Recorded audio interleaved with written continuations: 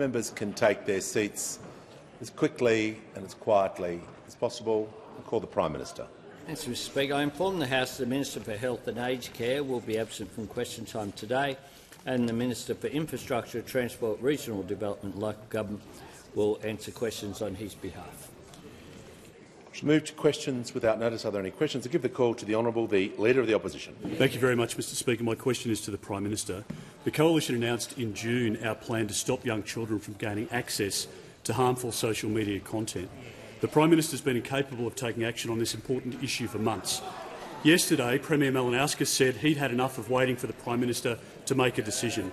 Now, today, in a rushed and ham-fisted way, the government's made a partial announcement of a policy without detail. Just the Leader of the Opposition will pause. There is far too much noise. I cannot hear the question.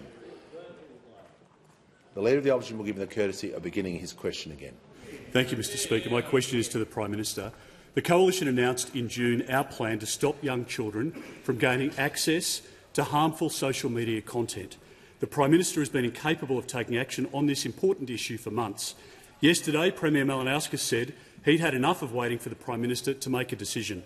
Now, today, in a rushed and ham-fisted way, the government has made a partial announcement of a policy without detail. Why is the Albanese government hopeless at everything? Order. Members on my right. The Minister for Climate Change and Energy. Order. The Member for Hunter. The Treasurer. The Prime Minister has the call.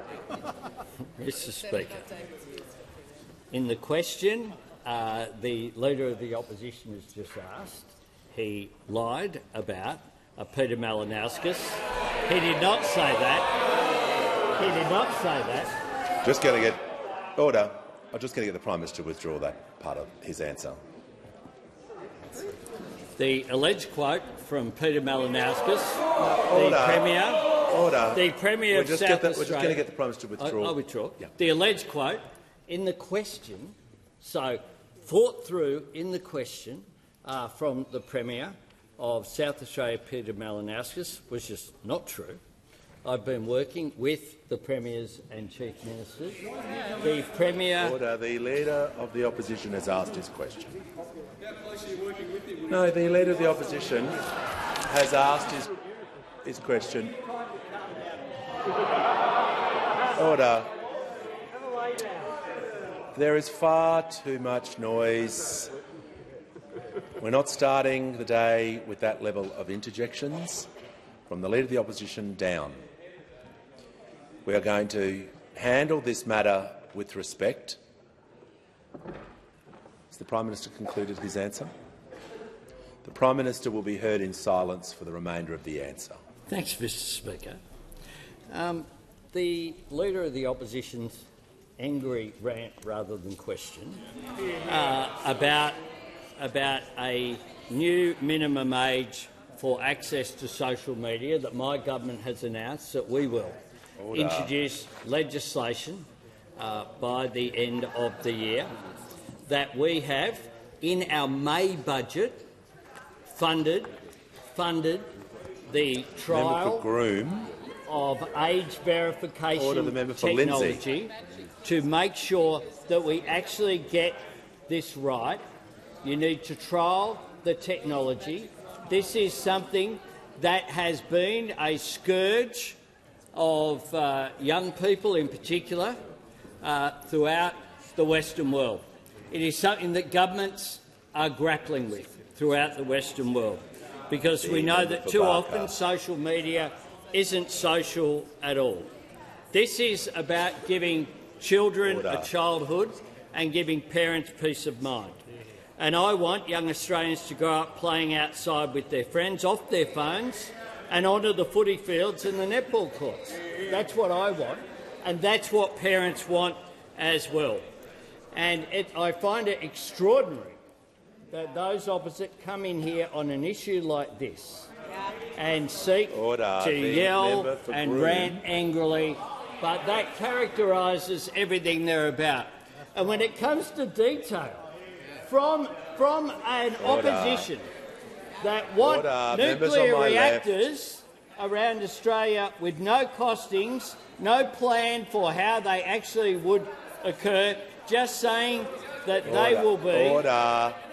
The Leader of the Nationals. Just everyone cool it. Yeah.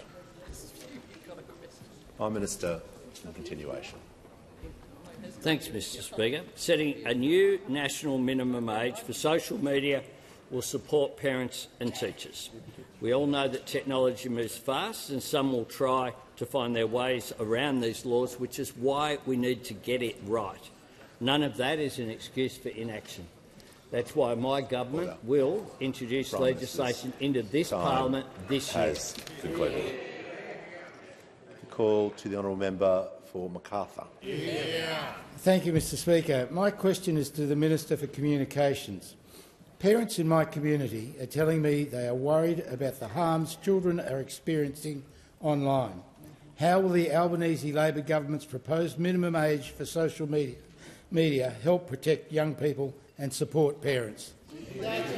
Give the call to the Minister for Communications.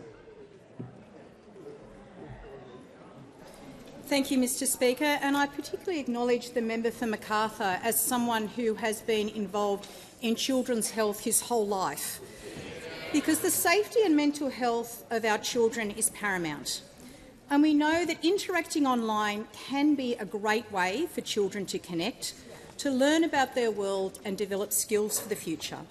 But we also know from the research that social media and unfettered content that exists across many of these platforms can cause harms, and they can affect mental health, healthy body image.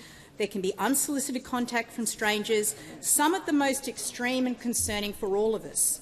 Parents are looking for real solutions to what is a legitimate national concern about harmful online environments and addictive behaviour on social media for children.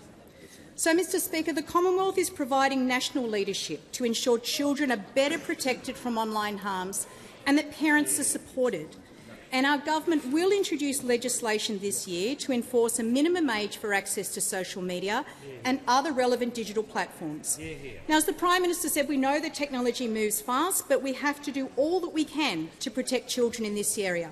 And legislation on this issue will be informed by engagement with National Cabinet, engagement with the E-Safety Commissioner, and draw on recent work by former Chief Justice French.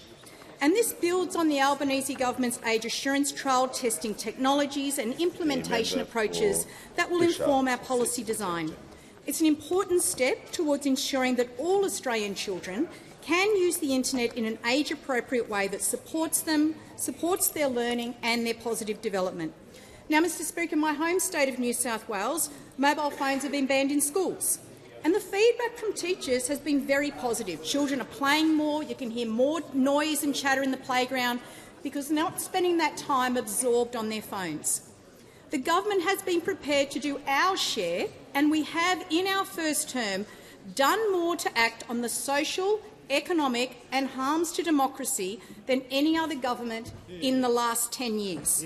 We've taken decisive action on a number of fronts to minimise online harms and concerns around social media, including bringing forward the review of the Online Safety Act by 12 months, amending the basic online safety expectations so that platforms must place the best interests of the child at the centre of their products and services. We funded joint digital literacy programs in every school in partnership with the Alana and Madeline Foundation, and we quadrupled ongoing base funding for the E-Safety Commissioner to do their important work. Fundamentally, as we develop the legislative approach, we will focus on ensuring government is not telling parents how to raise children, but we expect platforms and online services to do their fair share because this burden or responsibility doesn't just rest with parents. Concluded. Give the call to the honourable member for Banks. Thank you, Mr Speaker. My question is to the Prime Minister. The Prime Minister announced in May that the government would fund a trial of age verification for children accessing social media. Can the Prime Minister confirm that the trial has not started and that the tender document for the technical trial was issued today? Order. Members on my left. Order. The Deputy Leader of the Opposition. The member for Fisher. No interjections before any answer begins. The Prime Minister has the call. Thanks, Mr Speaker. There were 3 stages in the preparation of this. The first 2 stages are done. This is stage 3 of issuing the contract to make sure Order. The Leader of the Opposition. To make sure Order. that it's not right. The Attorney General. Those opposite. Order. Just order. Look, members on my right, it works 2 ways. There's far too much interjection. Yelling is not going to help me hear the answer. So everyone take a lesson. If it continues on, there'll just be a general warning and people aren't going to remain here for question time today. Prime Minister has the call. Order. We'll move. Order. Has the Prime Minister concluded his answer? No. Just there'll be silence for the remainder of the answer. The Prime Minister has the call. Thanks, Mr Speaker. The government funded this trial in our May budget. The Minister and the Department have been working through the first 2 stages, the 3rd stage, to make sure that the tender, you need to know what you're putting a tender out for, to make sure the technology has got right. We've also been cooperating, of course, with the E-Safety Commissioner, a body for which we quadrupled funding. Quadrupled. Now, social media has a social responsibility to have its social licence, and we want to make sure, arising out of this age verification, that we're able to move forward in a way which no country in the world has been able to solve this problem. We are seeking to be the best in the world, and that is why you have to actually get it right, not fund a car park where there's no train station. Make sure you actually get it right. And I'm surprised that those opposite seek to make this a partisan issue, because I think this is an issue. Order. This is an issue which is of concern for all parents, because social media is causing social. The Deputy Leader of the Opposition, for the remainder of this answer, so listen carefully. There'll be no more interjections from you just for the remainder of this answer, because I want to hear the answer. Social media is causing social harm. It can be used as a weapon for bullies, a vehicle for scammers, worst of all, a tool for online predators. And that is why we are ensuring that we will get the legislation right. I've said as part of the announcement that we will consult across the parliament, because I don't think this should be an issue in which we are yelling at each other. I think this is an issue in which we should be yelling at social media companies to do the right thing. And that is what I seek, and I hope that the parliament has the maturity to do that. Order. The Leader of the Opposition. The Leader of the Opposition. This is just order. The Treasurer. This is a serious issue, and we need to do better. So I'm asking everyone in the House to show some restraint, ask questions respectfully, and listen to the questions respectfully as well. Prime Minister, in continuation for 20 seconds. Mr Speaker, government may not be able to stop every threat on social media, but we do have a responsibility to do everything that we can to help as many young Australians as we can, and we can't let the perfect be the enemy of the good. This is a change that will change our country for the better. It follows our quadrupling of funding for the E-Safety Commissioner and the other work that we have done in this area. That's why we need a national response. Call to the honourable member for Dunkley. My question is to the Minister for Youth. What is the Albanese Labor government doing to keep children and young people safe online, including through its proposed minimum age for social media?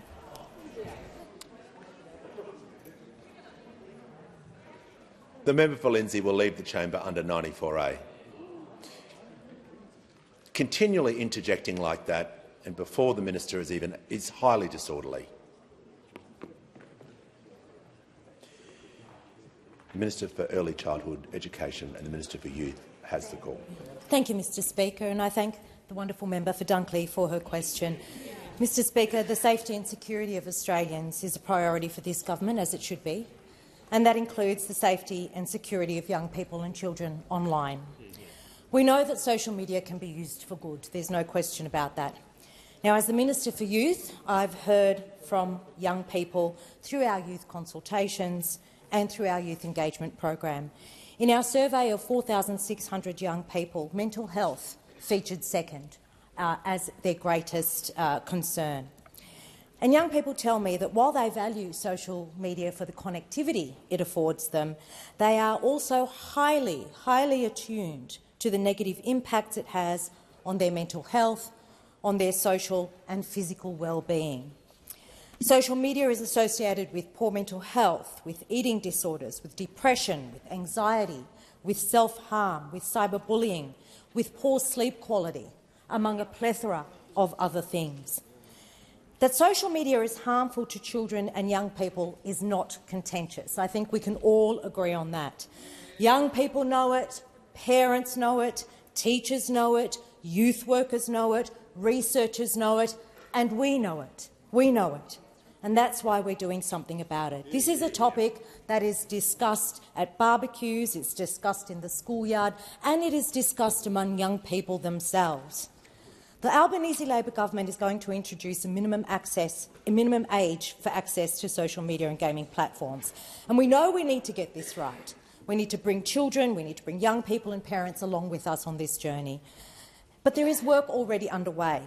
In May, we announced funding for an age assurance trial exploring age verification technologies to protect children from being exposed to harmful online content. And I've been working with the Minister for Communications, Minister Rowland, to ensure that young people are engaged in the development of that trial. We're also making sure young people and families have the tools to use social media safely through initiatives like the digital literacy programs in schools through a partnership with the Alana and Madeline Foundation. We've quadrupled funding to the e-Safety Commissioner, making sure that that commission has what it needs to keep Australians safe online. Mr Speaker, children deserve a childhood. They deserve a childhood free from the harms that, unfortunately, social media brings with it. They deserve a childhood where they can play freely, where they can grow up with a strong identity and a strong sense of belonging.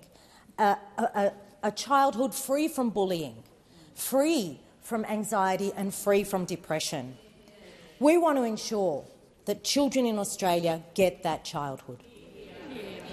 Before I call the honourable member for Calare, I'll just do some acknowledgements. I'm pleased to inform the House that present in the gallery today is Mr Michael Kemp MP, New South Wales State Member for Oxley, as a guest of the member for Cowper, and also the Honourable Mia Davies, Member for Central Wheatbelt in the Western Australian Legislative Assembly. Welcome to you both. Give the call to the Honourable Member for Calare. To the Prime Minister. The decision by the Minister for the Environment and Water to make a Section 10 declaration over the McPhillamys mine project near Blaney has been met with widespread shock, anger and concern in our local area.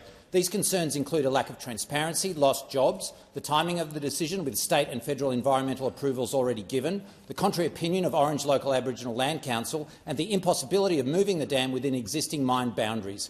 Will you meet with me to discuss this, and will you now consider reversing this decision? Give a call to the Prime Minister. Thank you. My door's open to every member of the House of Representatives, as the member for Calare knows, as other members here know as well, including members on both sides of the chamber. The question as to the detail, though, under the way that the EPBC Act operates, of course the Minister has responsibility, and I'll ask her to respond to the question. and the Minister for the Environment and Water has the floor. Thanks so much, Mr Speaker, and I want to thank the member for Calare for his question. I've got a lot of respect for the member for Calare, and he has indeed been to my office to discuss this project with me, and he brought with him Scott Ferguson, the Mayor of Blaney, and I was very pleased to meet with the Mayor of Blaney as well. Mr Speaker, I understand that the company in question want the cheapest, most cost-effective option for the building of their tailings dam. That's them doing their job for shareholders. Me doing my job for the Parliament and the people of Australia is applying the law on the basis of the evidence before me. There were people who wanted to stop this whole project. There were people who wanted to go ahead completely unchanged. I haven't taken either of those courses. What I've said is that the tailings dam can't be built on the headwaters and springs of the Belubula River, and that if the company want to come back with an alternate design, they've told me they've looked at 4 sites, they've told me that they've looked at 30 different design options, they can do that. This is a 2,500 hectare site, and my Section 10 declaration applies to 400 hectares of that 2,500 hectares. That's about 16% of the existing site. So I haven't blocked the mine. My decision protects the headwaters and the springs of the Belubula River. Just incidentally, I would say to the House, I've actually ticked off more than 40 mining projects. This is not about a mining project. It's about making sure that when we tick off on mining projects, that they do have all of the necessary approvals based on the evidence in front of me as the decision-maker. What I certainly wouldn't do is do what those opposites seem to be doing, which is saying we don't need to look at the evidence, we don't need to read the reports, we don't need to hear from the experts. We're just going to tick it off because we like the look of it. That is not the way to make decisions, and it's exactly that attitude that led to the problems that those opposite had with robo-debt, car park rorts, sports rorts, secret ministries, au pair visa scandals, Origin 360, the Leppington Triangle, jam lands, the visa privatisation scandal. I mean, the list goes on and on. What people want is consistency. Give the call to the member for Macquarie. Thank you, Speaker. My question's to the Prime Minister. How will the Albanese Labor government's proposal for a national minimum age for social media protect children, help parents and teachers and change our country for the better? Give the call to the Prime Minister. The member for Macquarie for her question. And indeed, this is about giving children a childhood and giving parents peace of mind. This is an important reform whose time has come. What we have done here is to engage with the eSafety Commissioner, engage with our department to make sure that we can make a difference for the legislation that we want to introduce into Parliament this year so that it can become the law of the land. Now, many parents and others can already, of course, make decisions about their families to restrict their access to social media or indeed to restrict their access to devices. But by making a national law, it will assist them, because we know that peer group pressure is really important for young people at that age. We know that a decision of a national minimum age will support parents and will support teachers, because the banning of mobile phones in schools, when it's been implemented by state governments, has received extraordinary support. The state governments are, of course, out there campaigning as well, and we had a discussion about this at National Cabinet on Friday. I welcome the fact that the Premier, Malinowskis, had the former Chief Justice of the High Court, Justice French, to do a 276-page report, and we discussed making sure that there is a national approach so that we don't end up with different approaches across different states, and that's been welcomed by Premier Malinowskis. And indeed, I quote, I table his media release of today. Premier welcomes national support for social media ban for children. This is an issue, of course, that does cross state borders. Social media does have a social responsibility, and it needs a social licence in order to operate as well. Some people have said that it will be difficult because people can change, with VPN numbers have escalated in places like the United States where this has been tried, which is why we need to make sure that we absolutely get it right. That's why you do a trial which is funded in the May budget to make sure that we get it right. You do the research, you do the work, and then you can have the legislation and create the law to protect our children. The call to the Leader of the Nationals. Thank you, Mr Speaker. My question is to the Prime Minister. In the gallery today are farmers whose livelihoods depend on the live sheep export industry. If the government continues with its ban on live sheep exports, Sudan is one country that will take up Australia's share of this market. Prime Minister, who has higher animal welfare standards, Sudan or Australia? Call to the Prime Minister. I thank the Leader of the National Party for his question, and I met with the leadership of the National Farmers Federation once again earlier this morning to discuss this issue, just as I have had constructive discussions with sheep farmers here in Canberra and with their families in Kalgoorlie. One of the things that I pointed out was that when the Leader of the National Party came into government in the first year, in 2014-15, 2.1 million sheep were exported by sea at a value of $224 million. In the last year, in which they held office, there were 475,000 sheep were exported by sea at a value of $80 million. Over the decade the Liberals and Nationals were in government, live sheep exports by sea decreased by over 1.5 million head. That is just a fact of what occurred. At the same time, exports of sheep meat have escalated to some $4 billion of value. So,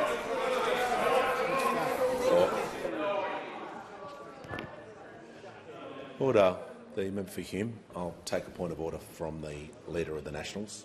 Relevance, Mr Speaker. It's a very tight question about who had higher animal welfare standards, Sudan or Australia. We're a minute and a half in. I would ask, Mr Speaker, for your ruling. Is the Prime Minister being relevant? Yeah, I understand your point of order, and I appreciate that that's the question that you're seeking an answer for, but you did also— No, well, if you're talking about live sheep export and you're talking about the government's position on what they've done about that issue, you didn't simply just ask the question about Sudan, you had a preamble there. So whilst the Prime Minister is able to talk order, yeah, but he's being directly relevant. So we just need to make sure the Leader of the House— Mr Speaker, just with rulings you've given previously,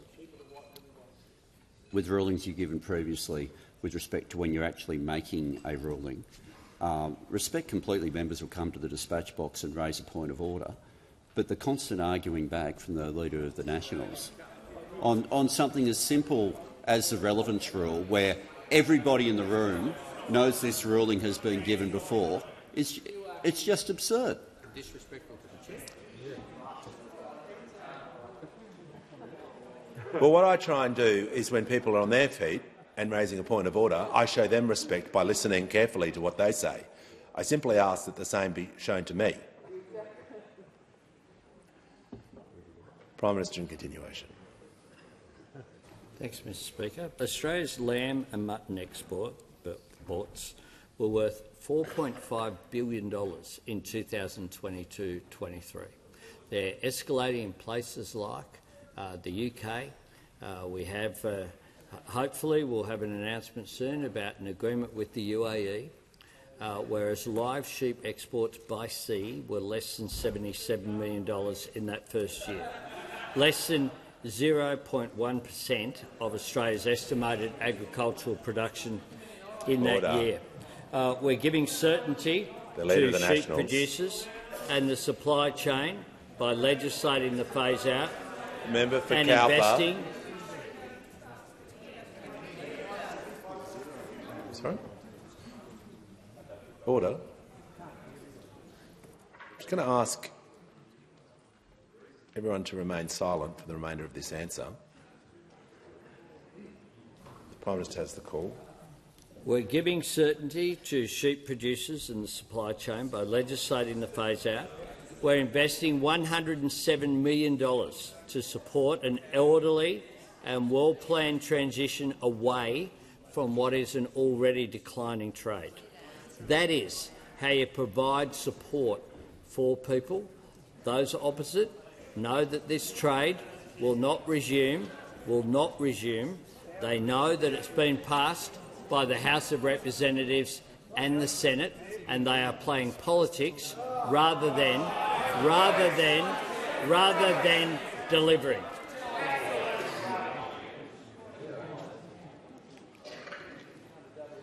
The Leader of the Nationals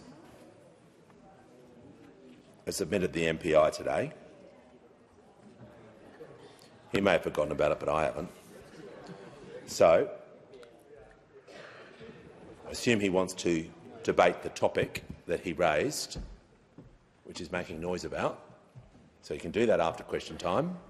He'll have that right, but that's only going to be extended if he ceases interjecting for the remainder of question time. Member for Spence has the call. Thank you, Mr Speaker. My question is to the Minister for Veteran Affairs and Defence Personnel. As we mark World Suicide Prevention Day, why is swift action on the Royal Commission into Defence and Veteran Suicide report important? Call to the Minister for Veterans Affairs and the Minister for Defence Personnel.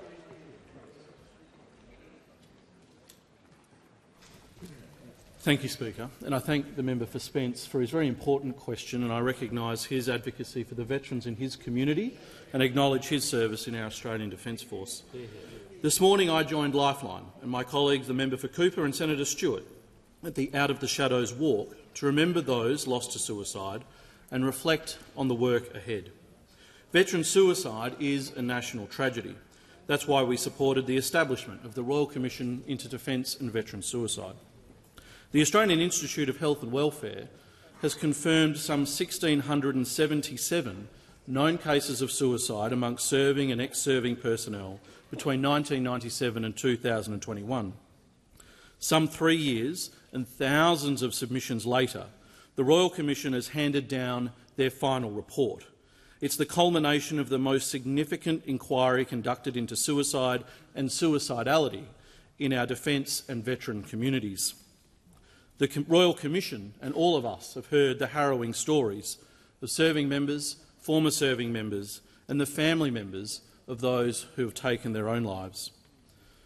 The report is comprehensive. It is some 7 volumes long, containing over 3,100 pages and 122 recommendations.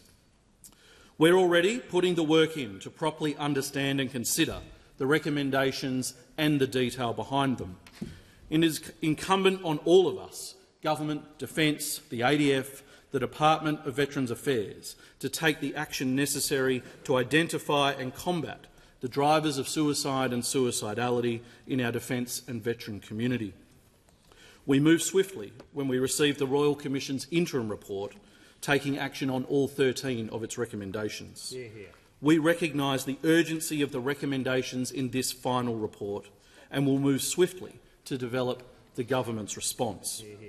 I want to thank everyone who helped campaign for and who has contributed to the Royal Commission for their bravery in sharing their often harrowing stories about their own experience in service and those who have given a voice to loved ones no longer able to share their own story. I thank also the Commissioners for their important and sensitive work. One death is one too many. We must do what we can as quickly as we can to prevent suicide across our defence and veteran community. For those who require support, please reach out to Open Arms on 1800 011 046. On indulgence, the member for New England. Thank you very much, Mr Speaker. And on indulgence, I'd like to concur with the remarks of the Minister for Veterans Affairs and note the Coalition's willingness to expedite the process as quickly as we can. I don't think there's any person in this House who wants to see one other person harm themselves, and it is incumbent upon all of us.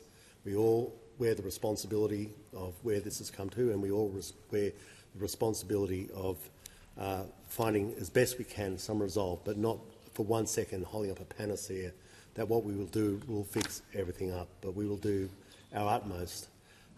Might I say in conclusion, it is an incredible thing that some people sign on the dotted line knowing full well that they may get the order that brings an end to their life. And a culture that asks of that is a culture that is sometimes a hard thing to rewind from. We understand that, and we acknowledge that the esprit de corps that is part of the Defence Force also relates to the huge loss that so many families have when they ask us for so much, but really we know deep in their hearts what they really want is their mother or their father or their brother or their sister or their son and their daughter back, and that is one thing our chamber can tragically not be able to provide to them. Call to the honourable member for Oak. Just to the Prime Minister. Prime Minister, today thousands of farmers from around Australia have travelled to Canberra railing against Labor's decision to ban live sheep exports and other anti-farming policies. And after 2 years of bad regulation, ideological rhetoric and job-killing policies, it has been reported that the mining industry, representing 10% of GDP, took the Prime Minister's Mineral Week speech as a declaration of war. Can the Prime Minister explain why he is fixated on policies that hurt West Australia, risk jobs and make life harder for families and businesses in my state? Order. Give the call to the Prime Minister. Thanks, Mr Speaker. That's a very broad question from the member for O'Connor, whose electorate I was in just last week. There in Collie, the place where there is going to be a nuclear reactor sometime in the 2040s or 2050s, if those opposite are to be believed. We are yet to have any costings. We're yet to have a process, but that is what they say. And of course, Collie used to be for a long time a place where coal mining and through the coal-fired power station was a major generator of jobs and economic activity. But that is a region that is in transition. And what is happening is that government is working with the private sector, including the resources sector, on that transition. And there you can see on the site of right next to the power station there, 500 people at work building a big battery that will store enough energy for 860,000 homes.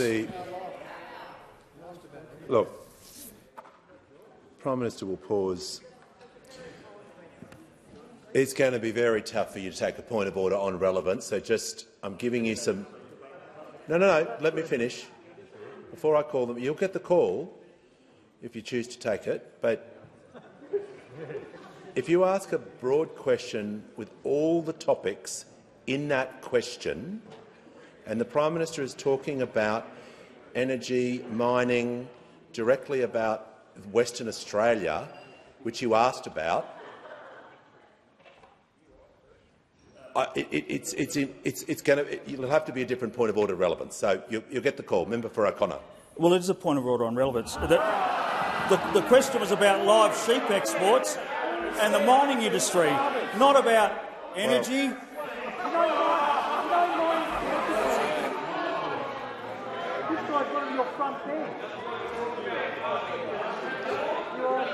Order.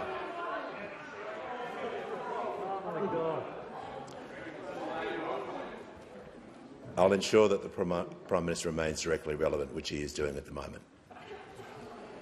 Prime Minister has the call. Mr. Speaker, that is an area that is in transition successfully. And just as some farming practices will change as well, successfully. And I have faith in our farmers and I have faith in our resources sector. Now, when it comes to farmers, what we have done is we have, firstly, restored trade relationships on cotton, timber, oat and hay, barley and wine. Pretty close between the resources sector and the farming sector, $20 billion of additional trade and exports that were gone prior to us being in government. We've delivered $1.1 billion for Connectivity Plan for regional and rural Australia.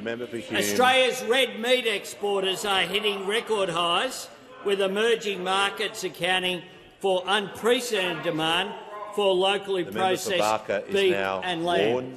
And might I say that this includes the live cattle industry that has been very successful, that those opposite wanted to shut down.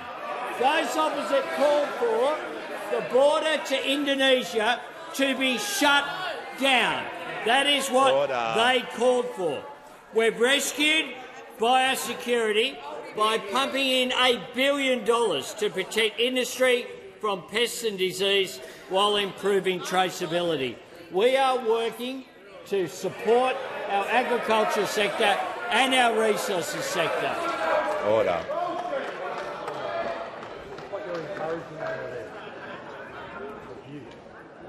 Member for Bennelong has the call. Thank you, Speaker. My question is to the Treasurer. How is the Albanese Labor government reforming and strengthening Australia's economic institutions, and are there any obstacles? Give the call to the Treasurer. Thanks, Mr Speaker, and to the member for Bennelong for the way that he engages in a considered way the big issues in our economy. Mr Speaker, the RBA legislation, the Reserve Bank legislation before the House, is all about modernising our central bank, strengthening its decision-making and making it more independent, not less independent. It seeks to implement the considered recommendations of the review, which reported about 1.5 years ago and which has been in the public domain for a long time now, the subject of a lot of welcome discussion and debate. Now, the Reserve Bank Governor herself is 100% behind the changes and has said she wants to see them legislated. And I want to thank her for her efforts working with the government to bed down the changes that have already been implemented.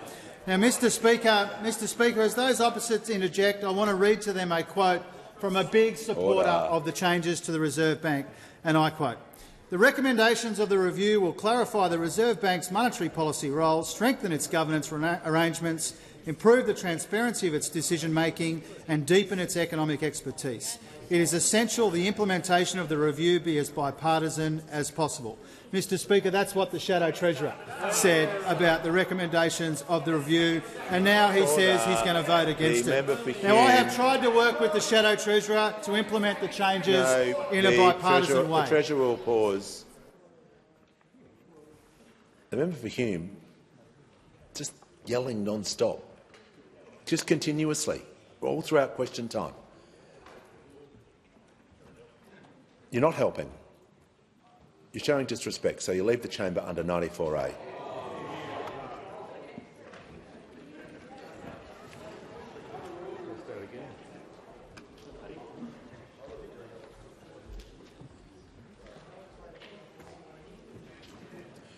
Treasurer has the call. Thanks, Mr Speaker. I've tried to work with the Shadow Treasurer in a bipartisan way. I have accommodated every single one of the 6 issues that he raised with me. I have accommodated every single one of the concerns that he raised with me by making sensible changes to what had originally been proposed. I met with him, I arranged briefings for him, I engaged with him genuinely and respectfully, publicly and privately on this really important matter. And that's because my preference was and continues to be a bipartisan agreement between the major parties. I say respectfully I'd rather not deal with the crossbench in the Senate because I want these changes to endure any future changes in government. And that's why, Mr Speaker, I tried to take the Shadow Treasurer seriously, even if his colleagues don't. And unfortunately, all along in this process, we have been hostage to the Shadow Treasurer's ability to carry an argument internally in his show, Mr Speaker. He's been unable to do that. And so again, if the House listens closely, they will hear the familiar sound of the Shadow Treasurer getting rolled once again, Mr Speaker. And the decision that they've announced today is irresponsible, it creates uncertainty, it's disappointing, but it's not surprising, because this is what happens when the opposition leader's destructive negativity collides with the Shadow Treasurer's weakness. This is why they have no credibility on the economy, Mr Speaker. They're always looking for unnecessary conflict to distract from the fact that they have no credible or costed economic policies, and they won't tell us where $315 billion in cuts are going to come from. Call to the Manager of Opposition Business. My question is to the Treasurer. Last week's national accounts data reveals the economy has shuddered to a halt, productivity is going backwards, real disposable income has collapsed, and Australians are paying more tax and more for their mortgages. RMIT economics professor Sinclair Davidson has said, quotes, all the economic indicators are going the wrong way, and what is the government doing? Fighting with the RBA. Having created a disaster for Australian families, why is the Albanese Labor government fighting the Reserve Bank while Australian families go backwards? Call to the Treasurer. Well, I thank the honourable member for asking the question the Shadow Treasurer was supposed to be asking before he got turfed out a few moments ago. Mr Speaker, the question goes to the pressures that people are feeling in our economy right now, and we acknowledge them, but more than acknowledge them, we are doing something about it. And it beggars belief in the context of an economy which is slowing considerably, and an economy where people are under considerable cost of living pressure. It beggars belief that those opposite oppose our cost of living relief for people who are doing it tough. They've said they want to roll back the tax cuts. They've said they don't support helping people with their energy bills. They've said they don't support cheaper medicines or cheaper early childhood education. They've said that they don't support rent assistance. They obviously don't support getting wages moving again, Mr Speaker, because they deliberately presided over a decade of wage stagnation and wage suppression. And so we won't be taking lectures, Mr Speaker, from those opposite on responsible economic management. When we came to office, inflation was much higher and rising. It had a 6 in front of it. It now has a 3 in front of it. When we came to office, those opposite had presided over the worst decade for productivity growth in the last 60 years. When we came to office, there were huge deficits, and we turned 2 of those deficits into substantial labour surpluses. When we came to office, real wages were falling 3.4%, and they're growing again. When we came to office, nominal wages were stagnant. They're now growing, on average, almost twice as fast as they were under those opposite. That's a deliberate design feature of our economic policy to get wages moving again so that people can earn more and keep more of what they earn, Mr Speaker. But I think the thing that really goes to the difference between the big parties in the parliament when it comes to the economy and the pressures that people are feeling right around our country is that when we had an opportunity to give a tax cut to every single Australian taxpayer, we grabbed that opportunity because we know people are doing it tough right up and down the income scale. If those opposite had their way, only some people would be getting a tax cut, people who are doing better than others. If those opposite had their way, there'd be lower wages. If those opposite had their way, there would be no cost of living help for people doing it tough. And if those opposite had their way, Australia would be in recession right now. We know that. We know that because they gave us a lot of free advice about cutting harder and harsher in the budget. We didn't take that advice, and that's because we're going for a soft landing in our economy, and those opposite want a crash landing in our economy because they think it suits their political purposes, Mr Speaker. Now, their time would be much better spent coming clean on the $315 billion in cuts, secret cuts, telling the Australian people what those hundreds of billions of dollars in cuts will mean for Medicare and pensions and an economy which is already soft. Call to the honourable member for Adelaide. Thank you, Mr Speaker. Mr Speaker, my question is to the Minister for Housing and Homelessness. How is the Albanese Labor government helping Australians with the housing pressures they face, and is there anything standing in the way of further support? Call to the Minister for Housing and the Minister for Homelessness. I thank the member for Adelaide for his question, and this is a problem that I know he cares about very deeply, as I do and as my colleagues behind me do. Speaker, Australia is in a housing crisis which has been a generation in the making, and this is a problem that is today affecting the lives of millions of people around our country. Why do we have a housing crisis? Because over a period of decades, Australians— Thank you, Speaker. Over a period of decades, Australia has not been building enough homes. This is partly a failure of markets, but it's partly, too, Speaker, a failure of governments. And what we've seen really since the post-war period is the Commonwealth Government work further and further back from this problem.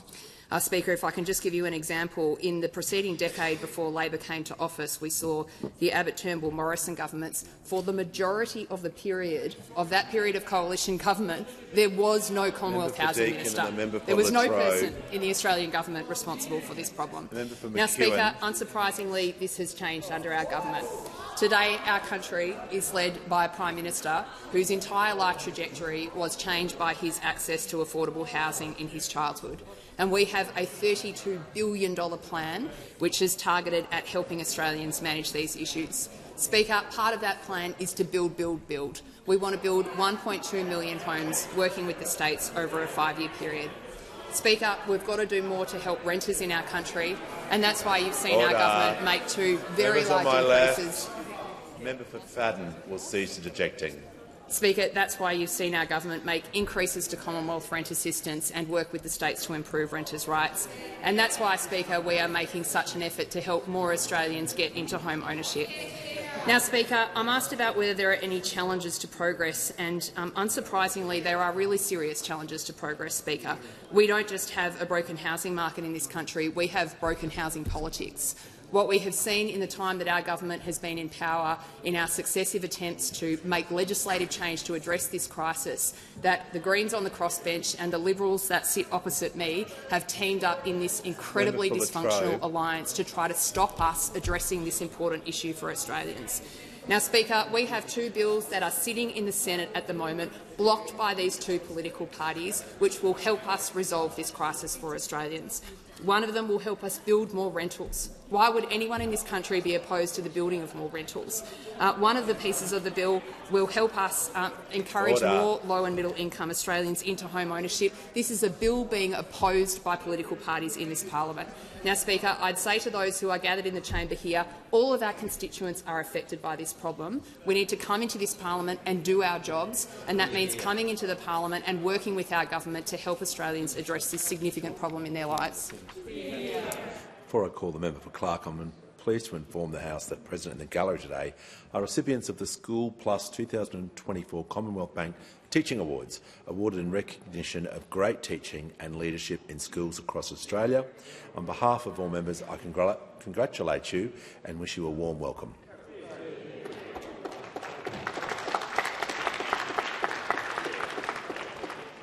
Give the call to the member for Clark. Speaker, my question is to the Prime Minister.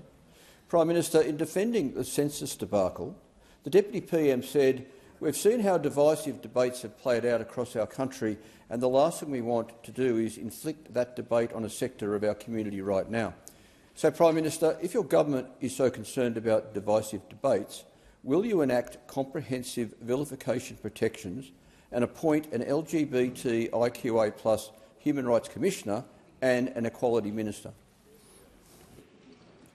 Call to the Prime Minister. I thank the member for Clark for his question and for his long-standing advocacy for members of the LGBTQIA+ community. We value every Australian, and every Australian should be valued regardless of their sexual orientation or their identity. That is really important.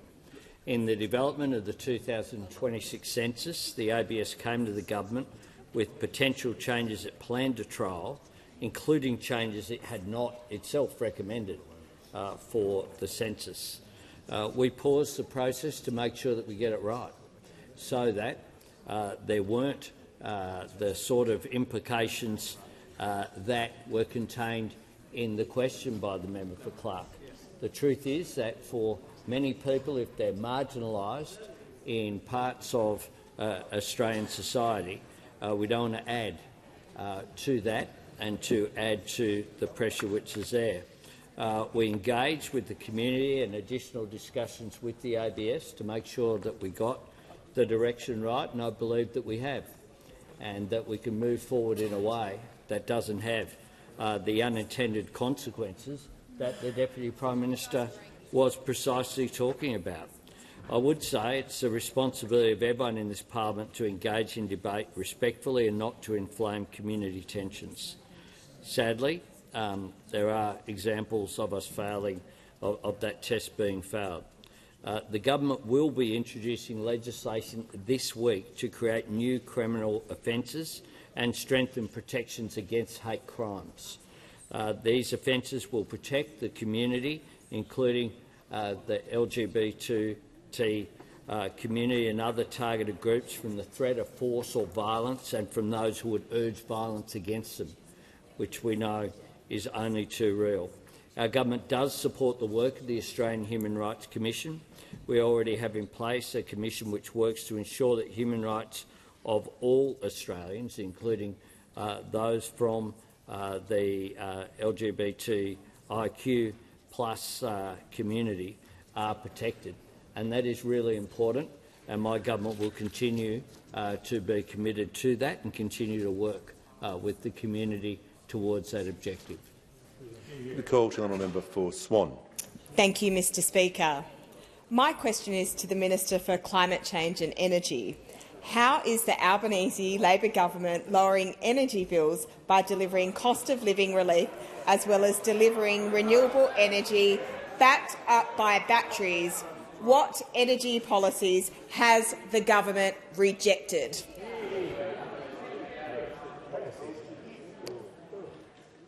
There's far too many interjections while the minister was rising to his feet.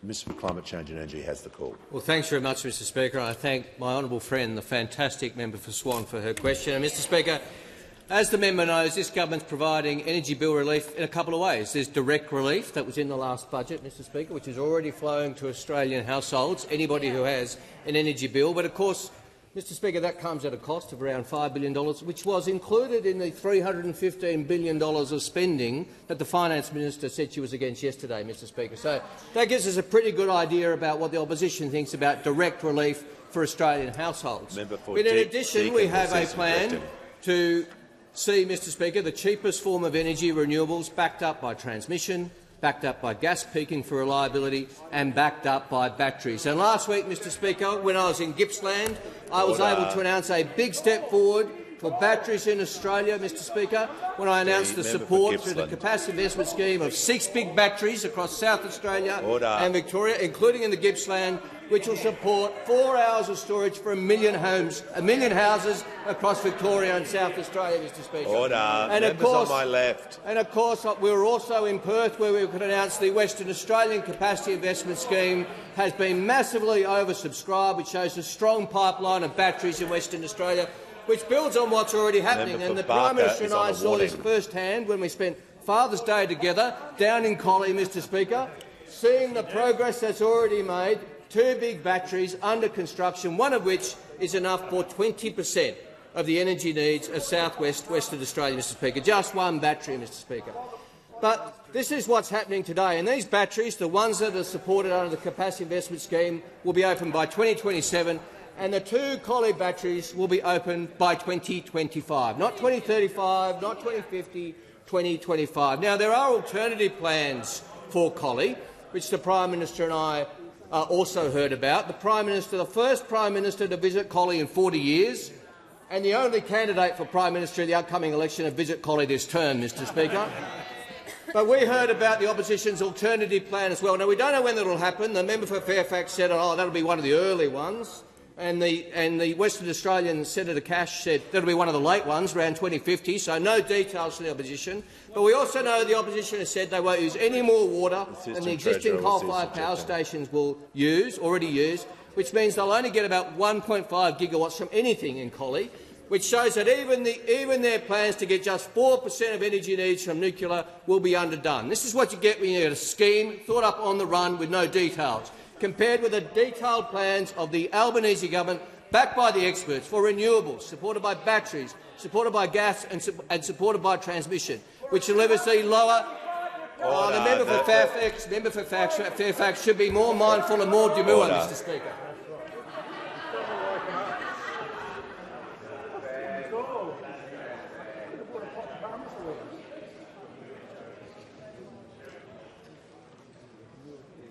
The House comes to order. We'll hear from the member for Menzies.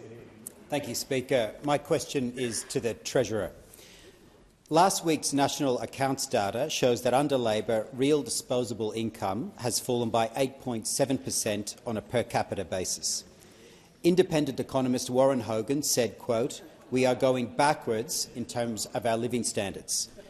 Having created a disaster for Australian families, why is the Albanese Labor government fighting the Reserve Bank while Australian families go backwards? Call to the Treasurer.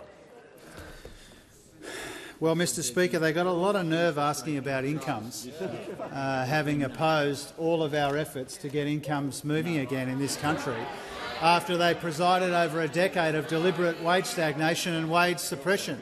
And we know this because former Minister Matthias Cormann said the quiet bit out loud, and he said that stagnant wages were a deliberate design feature of their economic policy architecture. And we take a different view. We take a different view when it comes to incomes. And our view is that we needed to get wages moving again in our economy, and we are pleased to see that that's happening. Because this side of the House is all about Australians earning more and keeping more of what they earn. And that's what we're on about, Mr Speaker. And that side of the House is all about screwing people down. It's all about blaming working people and the most vulnerable for our inflation challenge in our economy. It's all about screwing people down and denying them the tax cuts that they need and deserve to get by at a difficult time. Their approach is all about denying people a bit of help with their electricity bills. Their approach is about denying people a bit of help with early childhood education fees. It's about denying people cheaper medicines, and it's about denying people the wages growth that has been missing for too long in our economy, Mr Speaker. Now, if they want to ask about the national accounts, they should be up front and say that if we had taken their advice, Australia's economy would be in recession right now and people would be doing it even tougher. And I invite those opposite, and I invite the public beyond, to think about the consequences of their $315 billion in secret cuts and what that will mean for incomes and what that would mean for living standards and what that would mean for an economy which is already barely growing, Mr Speaker. Now, their time would be better spent explaining to the Australian people what those $315 billion in cuts are, what they mean for Medicare, what they mean for pensions and payments, and what they mean for an economy that we know has growth which is soft and subdued, Mr Speaker. Now, what we have done in the little over 2 years that we've been in office, having inherited much higher and rising inflation, having inherited deficits as far as the eye can see, having inherited real wages falling substantially, is we have worked diligently and collectively to try and turn things around, because we know, and as the Prime Minister said, that what really matters in the economy is how people are faring, and they would be doing it much tougher if those opposite had their way when it came to wages and when it came to cost of living relief. So they do have a lot of nerve, Mr Speaker, asking about living standards when they spend most of their time trying to deny people the decent wages and the cost of living relief that they need and deserve at a time when they're under pressure and growth in the economy is soft and subdued. Give a call to the member for Bean. Speaker, my question is to the Minister for the National Disability Insurance Scheme. What changes has the Albanese Labor government made to deliver better outcomes for participants and improve integrity in the NDIS? Call to the Minister for the National Disability Insurance Scheme and the Minister for Government Services. I thank the member for Bean, and as people may be aware, he represents Norfolk Island as well as Canberra. And before there was an NDIS, there were no disability services on Norfolk Island, and now nearly 50 people there receive NDIS support. They're part of more than 661,000 people who are receiving support from this vital scheme. I'm pleased to tell Australians listening to Question Time that there's been a marked increase in participation rates in community and social activities for those on the scheme. There's been a 10% increase from those who have been on the scheme more than 6 years. I'm also pleased to report that young participants between 15 and 24, there's more of them now in paid employment. And it's great also that over half of all families and carers, 52% of people, are reporting an increase in paid employment. Also, where it once took up to 100 days in many parts of Australia for a person with a disability on the NDIS fit for discharge to actually be able to leave the hospital, we're getting it down in the first 6 months of this year to an average waiting time of 17 days. So these are all just genuinely good outcomes that we've accomplished in the last 2.5 years. I'm also pleased to advise that the process to register most service providers, long overdue, is now well underway. Pleased to advise that we're now strengthened the Safeguards Commission from 367 staff to nearly 1,000, dealing with a lot more complaints and issues. Half the board of the NDIS are now people with lived experience. We've got the first Aboriginal and Torres Strait Islander director of the scheme. And we're also doing a lot more co-design than's ever happened before. The range of activities, including engagements, workshops, surveys, discussions, research and partnership with disability organisations. Importantly, also, we're cracking down on fraud. The tip-off volumes, because we now properly resource the agency, have increased by 250%. When we came to office, there were less than 1,000 tip-offs a month. Now they're up to about 2,500 on average per month.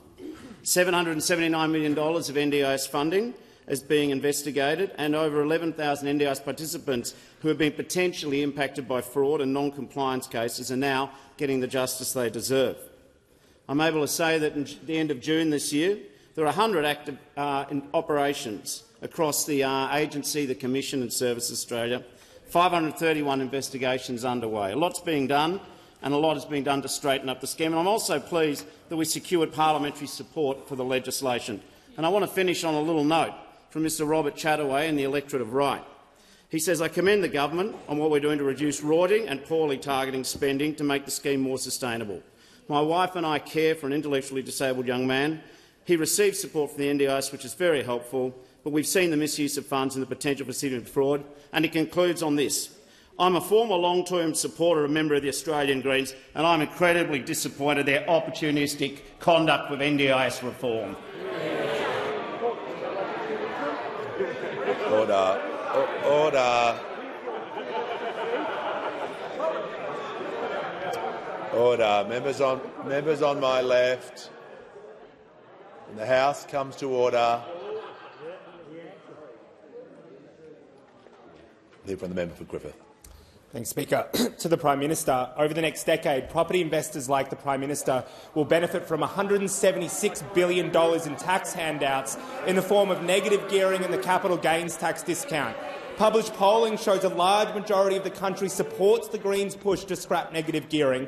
Will Labor scrap these grossly unfair tax handouts to property investors that turbocharge house prices and hurt millions of ordinary people?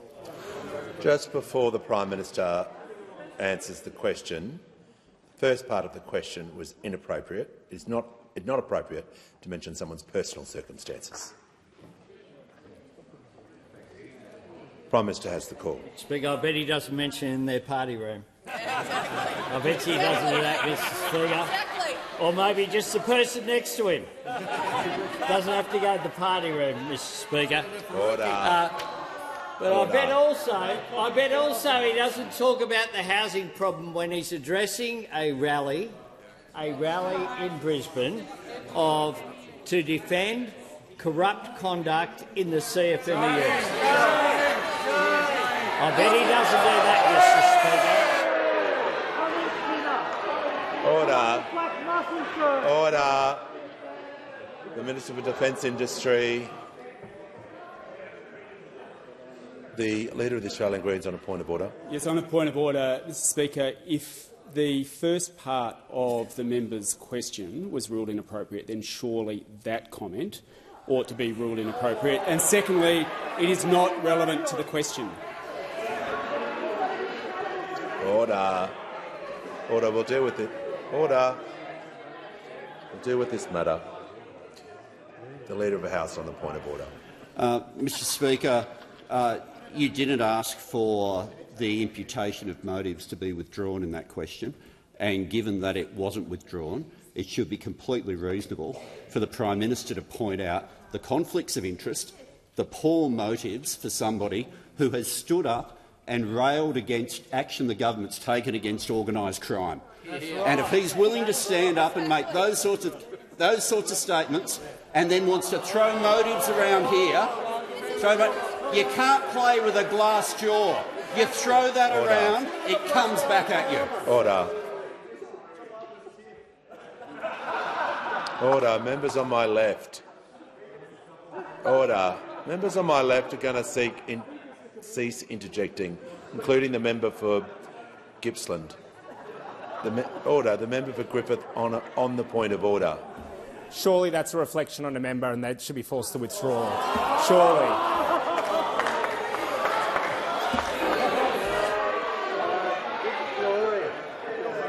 Order. Order. The Minister for Defence Industry is warned. I'm just going to ask all members to be careful with their language, to show restraint. I didn't ask the member for Griffith to withdraw. I'm not going to ask the Prime Minister to withdraw. Here's the call. Thanks very much, Mr Speaker.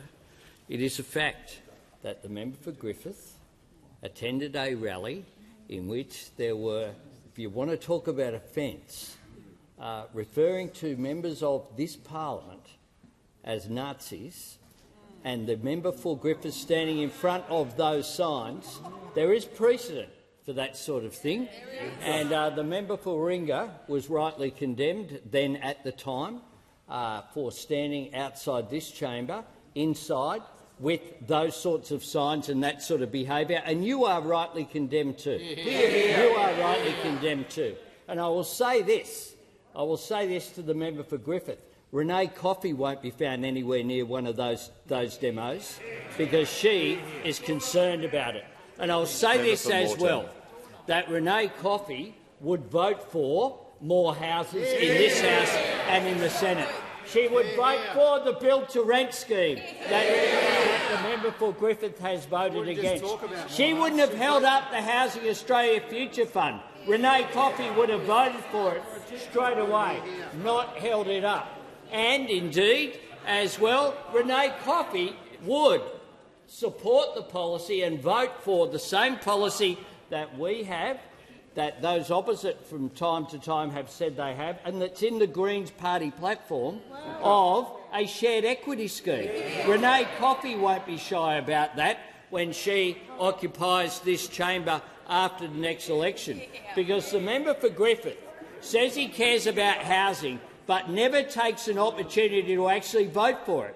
If you want more social homes, vote for them. If you want more rental properties, vote for them. If you want more private home ownership, vote for it. It's pretty simple. It's pretty simple. Renee Coffey understands that, and I was very honoured to launch her campaign in Griffith because Renee Coffey wants more homes, because that will be more doors that she can knock on. Order. When the House comes to order, we'll hear from the member for Paterson. Thanks, Mr Speaker. My question is to the Minister for Infrastructure, Transport, Regional Development and Local Government. What steps is the Albanese Labor government taking to ensure that the Australian aviation sector delivers better outcomes for Australian travellers? Are there any risks to these better outcomes being delivered, Minister? The call to the Minister for Infrastructure, Transport, Regional Development and Local Government. Thanks very much, and can I thank the member for Paterson for the question and for her tireless advocacy for our investment in the Newcastle Airport. Our government is, of course, in the midst of an ambitious series of aviation reforms. The aviation white paper we've released includes 56 policies that will boost consumer rights, increase transparency and scrutiny of our airlines and our airports, and deliver better outcomes for travellers with a disability. Our reforms to Sydney Airport, the most significant undertaken since the 1990s and which are already being implemented, will boost access to new entrants, crack down on anti-competitive behaviour and grow competition in our most important airport. We're also building a new airport at Western Sydney that will massively grow access to the Sydney Basin and will significantly change the aviation landscape, particularly when it comes to freight. And we're closely working with the voluntary administrators at Rex to maintain regional connectivity, including through our regional flights guarantee. We are taking a considered and consistent approach designed to put downward pressure on airfares, which, despite some hyperinflated rhetoric, are already back down below pre-COVID levels. We're delivering a more responsive and more competitive aviation sector for all Australians. And it couldn't be a bigger contrast to what those opposite are doing. We are introducing slot reforms, which they did not do, increasing transparency, which they did not do. And the only consistency that they've had when it comes to their bumbling around in aviation policy is, frankly, their inconsistency. Yesterday morning, Senator McKenzie threatened the coalition would force divestiture of Jetstar. An hour later, the Leader of the Nationals said it wasn't coalition policy because we haven't got the evidence. Then just before lunchtime, according to coalition sources, the Leader of the Opposition sent Senator McKenzie out to clean up the growing mess. But yesterday afternoon, we thought that was the end of it, a bit of fun in question time, draw a line under it, but there she was again. Out there, a free thought bubble from the rogue National Party senator, killed off by lunchtime by the Liberals, but by the evening, Senator McKenzie was at it again, contradicting her own midday press conference, doubling down. Yesterday, we had Senator McKenzie agreeing with herself in the morning, disagreeing with herself by the afternoon, and then agreeing with herself again by the evening as well. Well, frankly, what is going on over there? You know, who is running this show? Here's some advice. Senator McKenzie gives plenty of advice to everybody else, including to those opposite. Here's some in return. When you're in a big hole, stop digging. Call to the Prime Minister. On that note, Mr Speaker, I ask that further questions be placed on the notice paper, and I